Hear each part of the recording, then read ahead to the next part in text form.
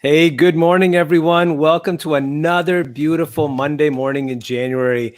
My name is Iqbal Acha. I'm a career consultant, leadership development coach, and personal branding expert. And this morning, I'm starting off the show on a beautiful Monday. I know Barbara is going to be joining us in just a little bit, but it's an honor and a pleasure to be with you here this morning. The last few episodes that we've been talking a lot about leadership. And today, I really want to delve deeper into this topic. As I see that leadership is something that we are all striving to not only understand, but to become better at, and to try to employ some of these leadership qualities into our own personal and professional lives. I thought it would be great, just like Barbara does, to start off with a few quotes to get us primed and getting our pumps primed and getting our mindsets straight. So when we start talking about today's topic on leadership, we'll have a really clear idea of where we're going and where we've come from and how we'll get there. So you're probably already starting to get a feel of what I'm going to talk about. But let me start off with three beautiful quotes that I found, of course, on the internet, but I think that will really encapsulate today's episode. The first is by an author and a poet by the name of Jonathan Swift. And the quote is, "Vision is the art of seeing what is invisible to others." Vision is the art of seeing what is invisible to others. Another quote that I found from a very well-known entrepreneur and businessman, Sam Walton, is that capital isn't scarce, vision is. Again, capital isn't scarce, vision is. And for those of you that read the Bible or have ever thumbed through the Bible, you may be familiar with this phrase, where there is no vision, the people will perish. Where there is no vision, the people will perish. If you haven't guessed it yet, today's leadership topic is all about vision. Vision is the ability to see the future. And from authors and inventors to poets, prophets, and politicians, vision is the why behind great leaders and how teams work together and organizations and communities pull together to work towards a common good. In fact, when you think about it, history is littered with great leaders who had amazing vision. Abraham Lincoln envisioned a united country. John F. Kennedy envisioned sending a man to the moon and back.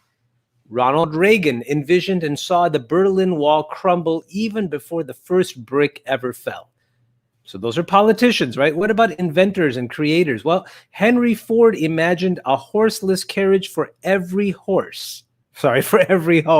Henry Ford imagined horseless carriages for every home.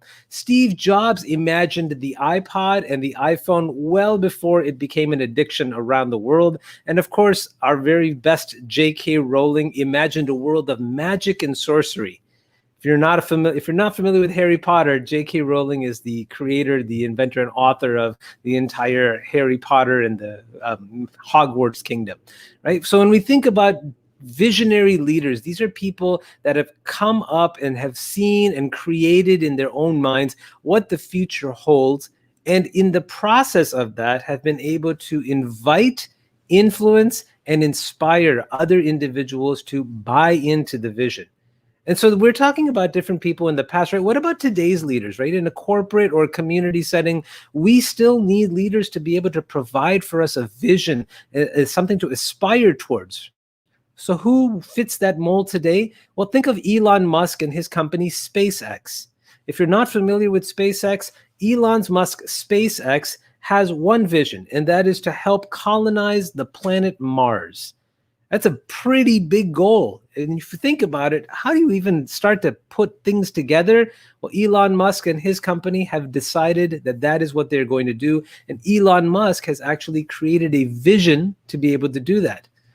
Maybe a little bit closer to home, Malala Yousafzai, the very famous Nobel Peace Prize laureate winner, envisions that every girl should have the right to free, safe, and quality education. This is a woman that was shot in the head by people who did not agree with her in a country that has different principles and different values. And she stood up for the rights of others. And she has spread that vision around the world. Again, even closer to home. Let's think about, for me being a Chicagoan, we have Barack and Michelle Obama and their vision for a presidential library. If you've ever visited any other presidential library, you'll notice that it's very much filled with books and artifacts. Their vision of their presidential library is completely different. It's supposed to be like a campus that not only inspires creative thought and engages discussion, but it's also designed to revitalize and inspire the community, the city, and the world to become more engaged and more participatory. Vision is such a critical piece of leadership because you can have lots of people working on lots of different things, but if they're not working towards the same ideal, the vision that has been created and set forth for them, then everyone is just busy doing nothing. So today we're going to dive deep into the conversation of leadership in terms of vision. And we're going to talk about, number one, why is vision so important?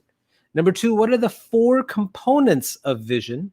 And number 3, what are the steps to turn vision into action?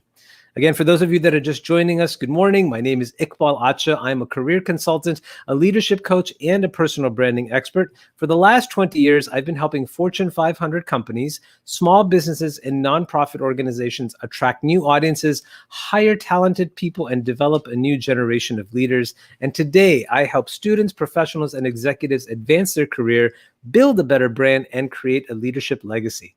So what is vision? Right? We've talked about vision now for the last 5 minutes or so, trying to paint a picture of how these amazing history, leaders in past, present, and potentially even up in the near future, how they've done such a great job, right? So let's talk about what vision is. First and foremost, vision is a mental picture of the future. It's an idea of what can happen. Having a vision is so critical because if you have a goal, that's great, but you need to be able to work with other people, and you really need to have a clear picture of what that vision looks like or what that goal is, right? So when you have a vision, it creates a desire to grow and improve.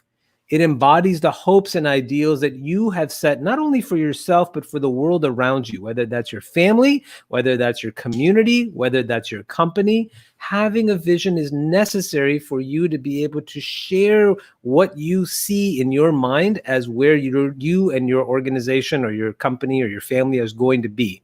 Most importantly, what I have found is that having clear vision, in fact, just ideating on what a vision is, will help you show, first and foremost, where you're headed. Number 2, inspire you when you've hit obstacles. And number 3, give focus and meaning. We are human beings, and as human beings, we strive for the concept of what is our purpose, what is our meaning. And when you have a vision, it's a visualization of what it is that you believe that you should be doing in order to create benefit for yourself and for others.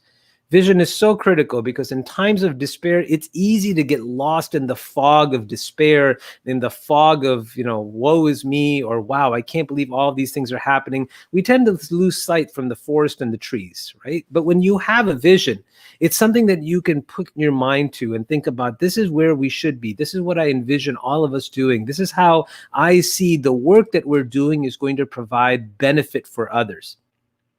I mentioned in a post a few days ago, for those of you that follow me on LinkedIn, is that every year between January and March, it's a tough time for me, right? I've been in Chicago for many, many years, and I stay because of my parents. My parents literally live next door. They're in their 80s. They need help, and it's something that I take great pride into being able to say, hey, I can support them as much as I can.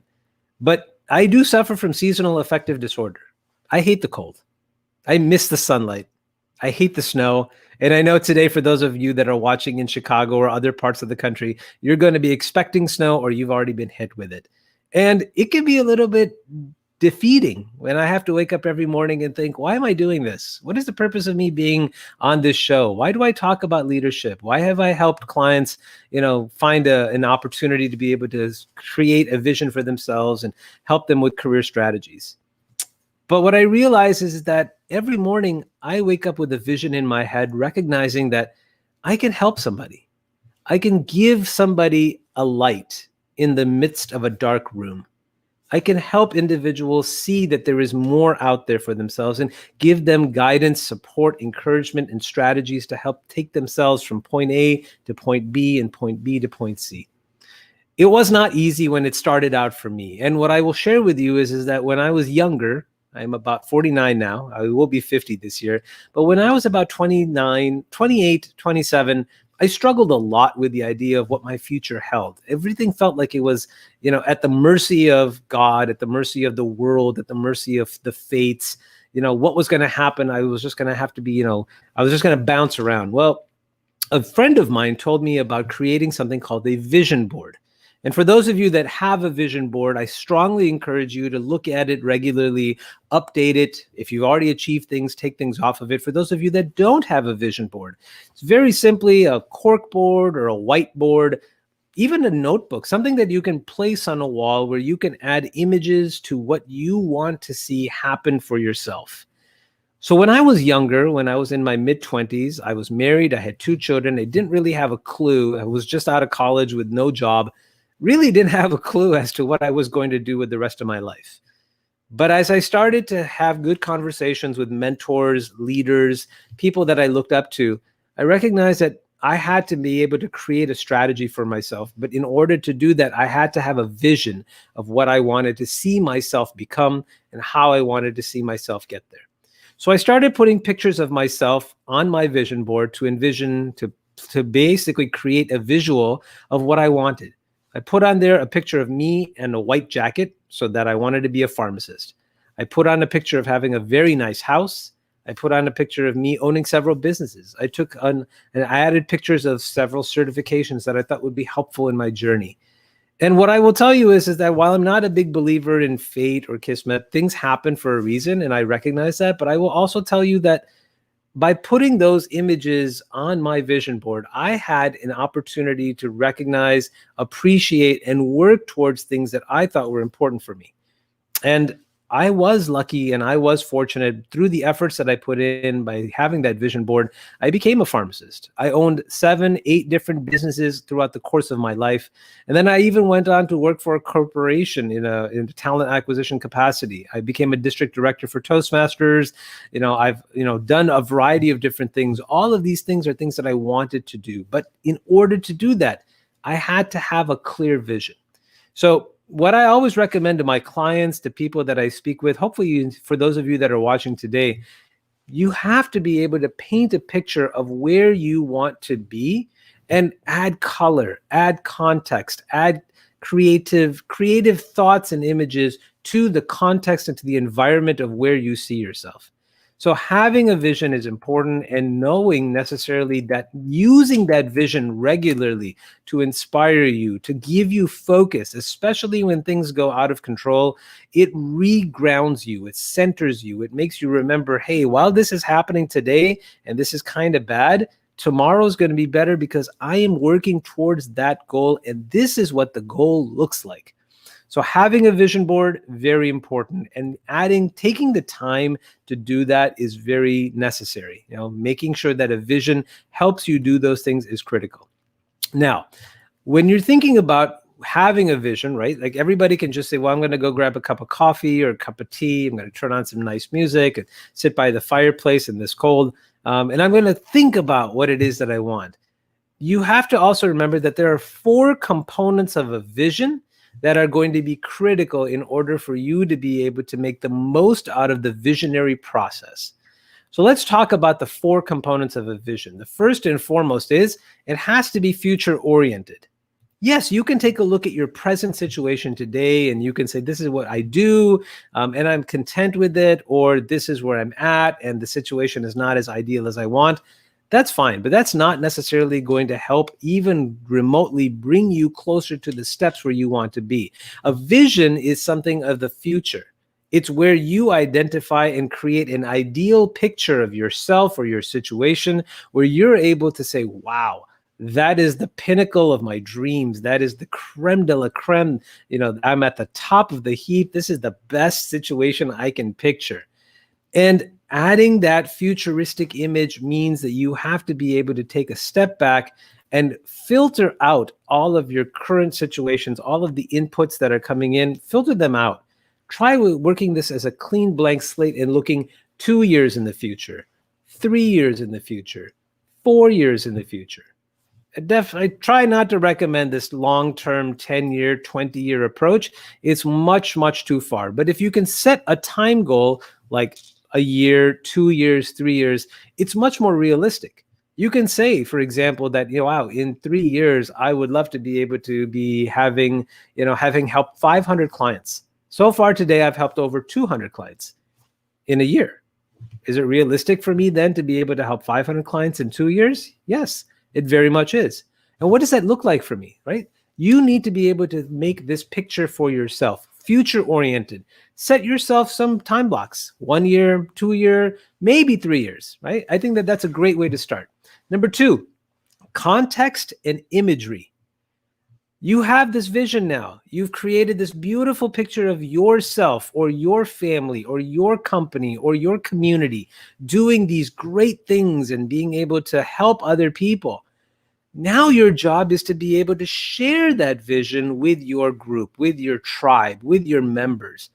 And what you'll need to do is be able to paint this picture first and foremost in your mind, and then use the appropriate words that will impact and penetrate the people that you're trying to speak to, right? So it's important that when you think about how you articulate your vision, that you're using purposeful words, words that resonate with your members, words that have a connection to the values that we all share. So in our family, you may all believe that, for your family, that everybody eats dinner together because that builds a bond. For some others, it's going to the mosque or going to church every Friday or every Sunday. For others, as a company, it's working towards helping the customer in a certain area. All of you have shared values, and speaking to those values is critical when you articulate your vision. Because somebody that's new to the company versus somebody that's been with the company for 10 or 15 years may have different viewpoints, but they will work together because they recognize, hey, I joined this company because your company told me that they value integrity, they value respect, they value customer service, and this is my role in that. So if I'm going to do something 1, 2, 3 years down the road, how does that tie into those components? Very critical to use the right words, to use context and imagery that resonates with your tribe. Number three, purpose. Everyone has a purpose, whether it's a small role or a large strategic role.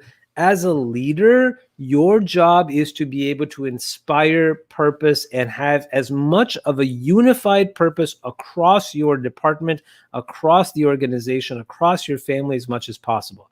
I'll give you a great example. If you know John F. Kennedy and his story of sending a man to the moon, one of the best stories that I ever read was when he went to go visit NASA, National Aeronautics Space Association, or the organization that helped put a man on the moon.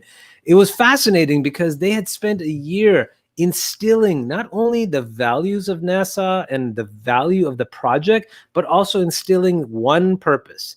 Everyone's purpose, no matter what their role was to put a man on the moon. So when they talked to an accountant and they said, so what do you do here? His answer, my job is to help put a man on the moon. When they talked to a janitor, remember, we're talking about a custodian, somebody who takes care of the building. What do you do here? I clean the floors so I can help to get a man on the moon. The purpose was the same for every single individual, whether it was balancing a spreadsheet, cleaning a toilet, designing, hiring new people.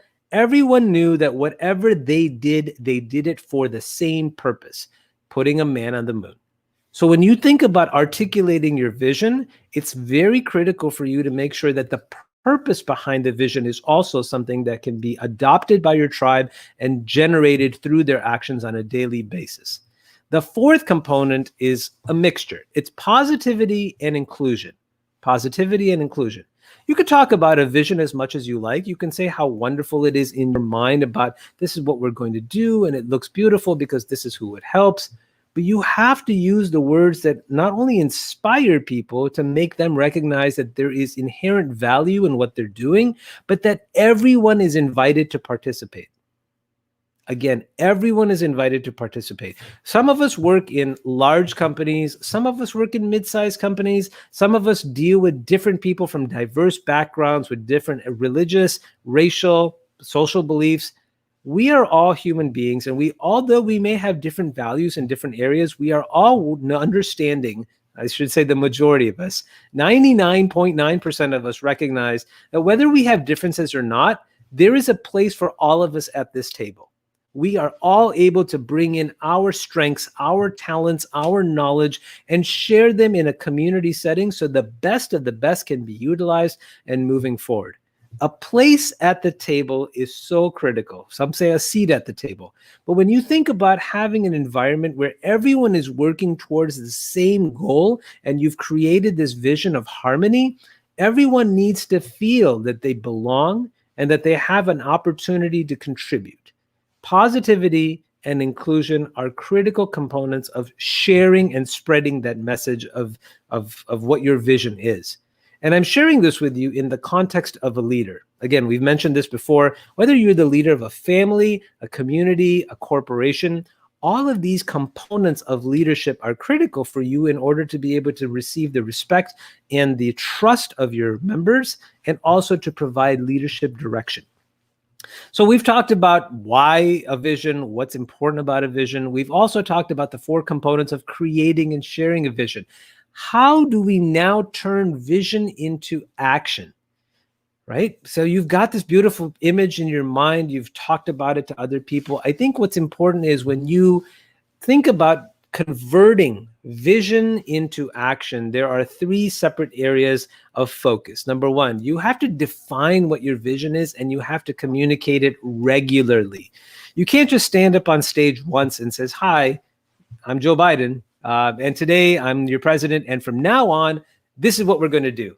And then for the next 4 years, just work in the background, or move things around, or engage with teams, and then walk away. It's a constant message that you have to repeat over and over and over again, using different words, different context, different purpose, same vision, right? But in a different way, in a different manner, incorporating other people's contributions into the vision so that people can recognize, wow, this vision has grown and now it's actually taking traction. Yesterday, we were just talking about an idea, and now 3 months later, that idea has taken 2 or 3 or 4 steps forward. Direct definition and communication are key. Remember earlier I said, what happens when you lead a team without a vision? Everyone works, everyone contributes, everyone is pouring energy into what they think is what they need to do, and they work very hard at it, but guess what? None of the goals get achieved because they weren't working towards the same purpose. A vision brings a team together. They're united under a common goal so that the team isn't just working, they're working to create something that moves you and your organization closer to the vision. Number 2, what else can we do in order to be able to turn vision into action? Strategic thinking. So strategic thinking is a little bit different, right? If vision is the search for meaning, strategy is the route that we take to get there. I love that saying, right? If vision is the search for meaning, strategy is the route that we take to get there.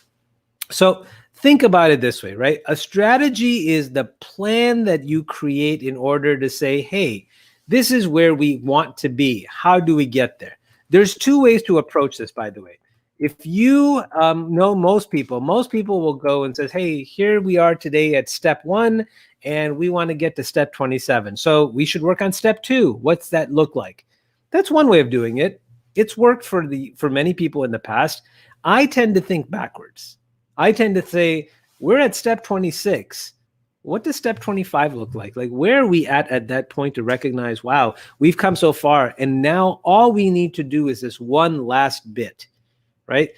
Working backwards from your vision is a great way for you to recognize, this is the big pieces, there's the small pieces that we're putting and working our way backwards helps paint the picture even broader, more colorful, and provides a better picture for everyone on the team. So I tend to work backwards. When I work with my clients, I say, so where do you see yourself? And they will help, give me an idea of what their vision looks like. I say, so what is the one thing that would stop you from doing that? Well, I would need to make sure that I was working in Chicago, or that it was a remote position, or that I was at least making this much money, right? So that's one major crucial hurdle that we try to step back from. It says, great, if that's the one thing, here's what the strategy would look like, and everything else is okay. Well, sometimes it is and sometimes it isn't, right? So trying to conduct, or what I say, constructing memories of the future are critical, and working your way backwards in that process is critical to helping people, see the big picture. I love that. The last part of this is the plan and the prioritization. So let's talk about that for a second, right? So we've talked about a strategy, like where we need to go backwards, and that when you have a prioritization, a planner, it's important to recognize that what work needs to come first, right? You've got this beautiful vision. You've been able to communicate it regularly with your tribe, regularly with your group. You've given them constant reminders of why we're doing what we're doing and what the outcome is going to look like. You've started working your way backwards so that you can create this beautiful plan. Recognize that priorities are essential, right? Priorities shift. So today, you might say, what's the most important thing I need to do? I need to have a group of awesome advisors, some real creative thinkers, some people that have proven experience, that have gone through this before. Because all I do is create the vision, right? I need a team. I need a boardroom of awesome, board of directors that can walk me through what the challenges they expect us to, overcome, what resources we're going to need. That's a priority. That may be a priority for today, but in a month from now, when that board of directors has already convened, they've already given you guidance, they've already contributed towards, the advancement of your vision, then the next step is, great. Now I need a team of people to actually go do this, right? So priorities will shift. It's important that you recognize that having a plan is essential, but recognizing that priorities are also a part of this process. That prioritization feeds into the vision. Right? Vision, again, is always going to be the underlying theme here. But as we start to work towards this, having a plan and prioritization that shifts over time is critical. You know when it's time to shift, because that means that the plan has already worked to that level, right? And now that priority can shift to number 2, and another priority can come back up. So today we've talked about leadership. We've talked about a variety of different things. We've talked about, why vision is important, the 4 components of vision, and steps to turn vision into action. As always, I hope you find these ideas and insights helpful to you both in your professional and personal journey. If you'd love to learn more, if you have a question, reach out to me on LinkedIn. I'd love to be able to talk to you there. You could also visit me on my website, www.iqbalacha.com. Until then, I'm Iqbal Acha, your career consultant, leadership coach, and personal branding expert, reminding you to always be polite, be professional, and be persistent.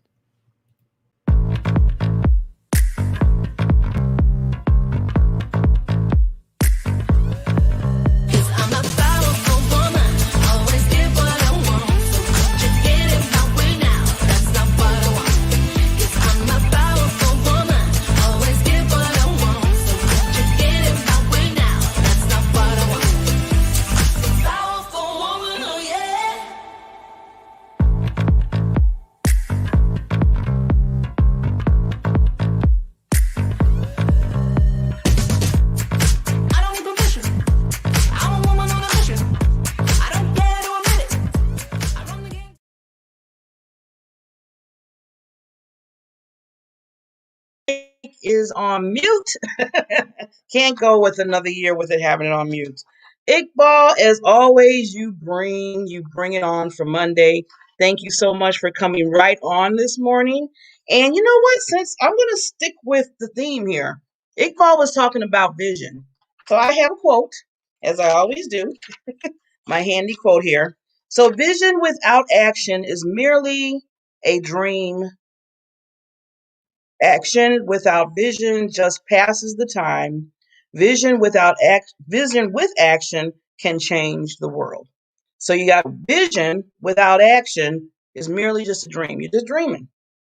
You're not moving, right? Action without vision just passes the time.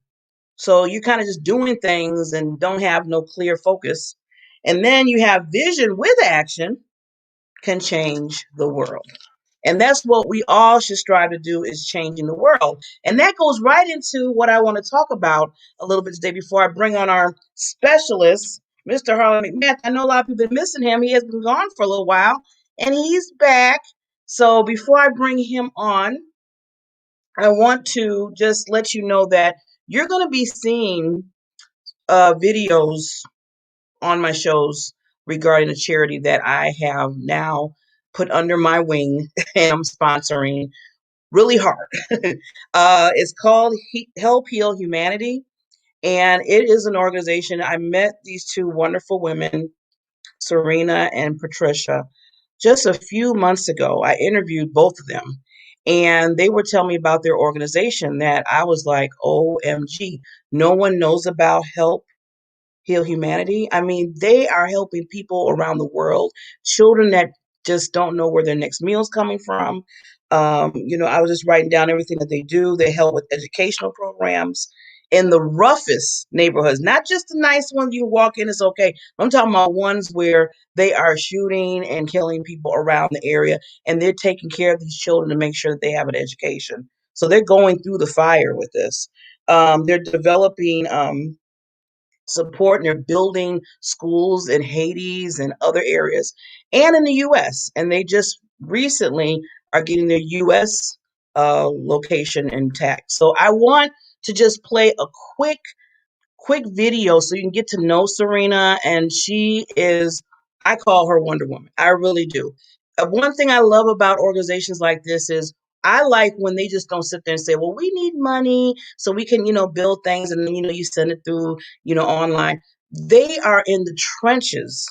She goes out and she was in Haiti on a motorcycle, running over people, making sure that these children had a teacher. She teaches. And I was like, see, that's what I'm talking about. What are you talking about? Vision without action? Well, she's vision with an action. So I want to share this with you. And then we're going to bring on Mr. Harlan. Let me just share my screen.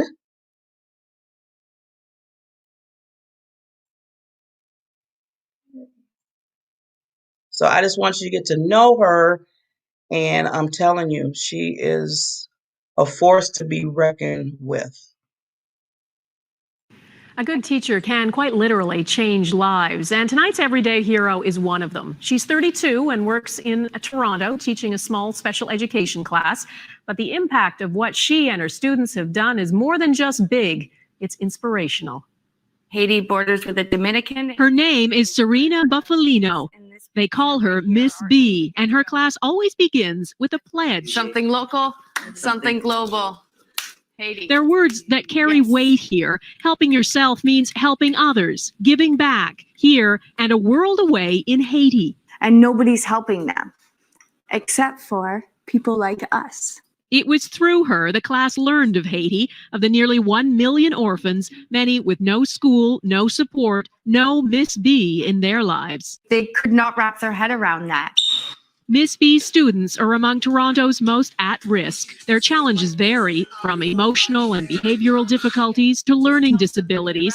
Their trauma so severe they can't function in a regular school setting, which is why we weren't allowed to show you many of their classmates. That's right. Most of society has turned them away. And in this classroom, they're accepted. They're accepted no matter what for who they are. Take Yolanda. She came here last year so burdened and withdrawn she would often fall silent, sometimes for days on end. It was, she says, Miss B's patience, her quiet encouragement that saved her. She actually saves people's lives from dangers.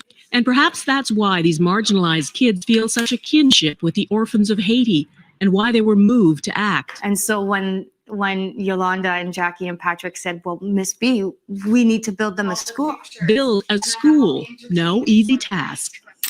They started out raising money. They sold samosas, washed cars, screened movies, you name it. And in just a few months, this little class raised $20,000.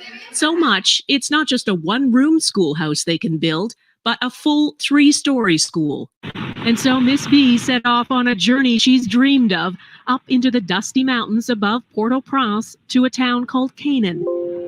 It's home to thousands of earthquake refugees who live with no running water, no electricity, and no school until now. The first step was a temporary school. It's up and running. 53 students already in uniform. The permanent school for 250 is growing from its foundations. It makes me want to cry because it's just, she's just odd. It makes me feel so awed, and I'm very proud of her. All of this because of a handful of students back in Canada. And Miss B, the teacher who believed in them. These are for you. At another fundraiser, a special tribute to the students, accepted by someone who, without Miss B, might not be here. They believe in me and I believe in them. And together we not only change our lives, but we change the world around us. For inspiring great things and seeing the potential in everyone, Serena Buffalino is this week's Everyday Hero. So you see why I am just so like infatuated with that. So sorry, I have to just cut off. There we go. See, when you got your show and you gotta do production and everything else, that's what happens. You gotta cut things off, turn things on, all that good stuff. But that's okay. I'm moving forward because I have the vision. It's called to delegate. That's gonna be the new thing, delegate. So with that, we are going to bring so real quickly, so with Help Heal Humanity, I am going to, like I said, I am the sponsoring on my show. So you're going to be seeing different takes. And I asked, the thing is, it's not so much just giving the money, because I know everybody needs money for charity. But the other thing that I asked for is if you want to be a volunteer, everybody always needs help. They need, clothing for the children. You can send that. There's a whole lot of things that I'm going to let you know, things that you can help them with besides just the money. So I just to be ready that you'll be seeing some things, but open your heart, open your mind, and let's help heal humanity because it needs a lot of love and a lot of help. So with that, we're gonna bring on. Where is he? There he is. I don't hear him. Oh, there you go. I was right like, okay, here. that sound. I'm right here. Okay, you're going in and out. So introduce yourself because we haven't seen you in a while. I'm Harlan McMath. I'm law specialist. I worked 15 years in correction, 5 years in law enforcement, and 4 years in federal law enforcement. So today my subject would be on the right to bear arms and the difference between the right to bear arms and a concealed weapon, because people need to know the difference. So our Constitution says we all have a right to bear arms, meaning you can have a small arms gun in your home, be a 9mm, a 38, a 22. But that doesn't mean that you can put that in your pocket and go to the mall with it. Because if you do, now you're violating the law, because it says you have a right to bear arms, not a right to carry a concealed weapon. To carry a concealed weapon, you have to take a class and get a license, either state, federal, or both. Depends on what state you live in. But the law's different from state to state, but federal law clearly states that if you have firearms in your house and for some reason you hook up with someone that has violated the law or they can't carry a weapon, you have to have that weapon in a locked box where the other person cannot get to it. For if they do get your weapon and they injure someone or send someone to see their maker, you can get charged as an associate with a felony charge saying that you aided them in killing that person. So these laws is something that you have to know, because anyone can go to any gun show and buy any type of weapon long as they have the money. But that doesn't mean it's legal for you to carry it and shoot at people.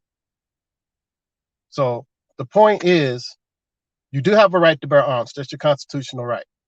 But you do not have a right to wave your weapon around in your front yard and threaten people because the kids were playing and they ran through your grass, or they were playing ball and the ball hit and cracked your windshield. That's what we have insurance for.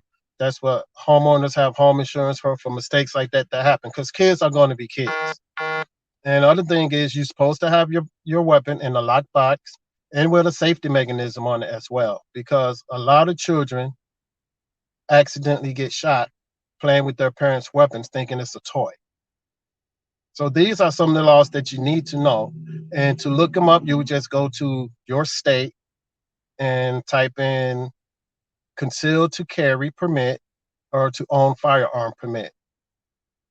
Now, with that said, if you do have a firearm in your home and someone breaks into your home, you have a right to defend or to stand your grounds. But there are also stipulations to these two laws, meaning if someone breaks in your home and you say, I have a gun, and they're running out, you cannot shoot them in the back because they're leaving. They're not threatening you. But if you do have the firearm and you let them know you have a firearm and they're coming at you, you can defend yourself. You don't have to empty the clip in them, but you can defend yourself. And again, these laws vary from state to state. Like I looked up West Virginia, and they law states that you have to keep retreating till you can't retreat anymore before you discharge that weapon in your home, even though someone broke into your home. But they say you have a right to defend your home. And that's an example of how they vary from state to state. In the state of Georgia, where I reside, if they break the plane of your front door and they're coming towards you, you can fire on them. And it's legal, it's justified. But in other states, it varies from what's going on. Did you see them as a threat? Is there proof that there was a threat to your life or someone in your household? So just keep up with the laws that's going on. That's something for you to look into. And when I come back in 2 weeks, I'll have an update on the new tax laws for you to file from 2020 due to COVID-19. Back to you, Barbara, unless you have any questions. Barbara? Okay. So thank you, Harlan. I'm sorry, on my end, I can't really hear you that well, but I did check to make sure people outside of on the other end can hear you okay. So that's all that counts. But Okay. it was garbled on my end. So I know you were talking about firearms, and I don't want to take away from that because I didn't get to hear it. But I know everything you probably said was good information, and Well, biggest takeaway I want to say is that it's kind of sad that we have to think about that again because of things that are going on in the world. But yeah, protection is the key, and I understand that we have to talk about that because we don't want we want to make sure people are safe, and doing it the legal way. That's the biggest thing, doing right, it the legal way. right. Because what I mentioned earlier that you probably didn't hear was that you can go to any gun show. If you're over 21, you can buy a weapon, but that doesn't make it legal for you to wave it around and threaten people with it. And then I mentioned the right to conceal, which means it varies from state to state. And sometimes you may have to just take that state class, or you may have to take that state and federal class to get a conceal badge to carry your weapon out in public. But when I come back in 2 weeks, I will be bringing up the new laws for 2020 tax refund, which that's always a good subject because people always want to know if they can get more money for the hard work they did or from what they lost during COVID-19. Okay, it So there are, sounds like a plan. I think you mentioned about next time you'll be coming on, you'll be talking about taxes, which yeah, that is going on right now. yeah, That we need to get ready for. So yes. thank you, Mr. McMath, for coming on today. Nice to see you. Been a while, but I'm glad Nice that to you're see still you coming too. every 2 weeks. You take Thank you. care. You too. I'm gonna have to see what's going on with that sound because I was kind of mad because I was missing because I knew he was saying some good stuff, so I'm gonna have to look at the recording. But long as you all heard what he said, because it was some good information that he was stating, and that is it for this Monday. Wow, this kind of went quick. Well, I'm looking at the fact that we're about to go into February. That's just blowing my mind right now. That's just blowing my mind. But as I always tell people, please always remember that and I always call it your PPD, your purpose, your passion, your drive in your life. That's what's in you. That's what motivates you. That's what pushes you. That's what reminds you of, first of all, who you are, what your gifts and talents are, what your genius is, and to understand that you just got that little giddy sensation every time you think about it, and that's your passion.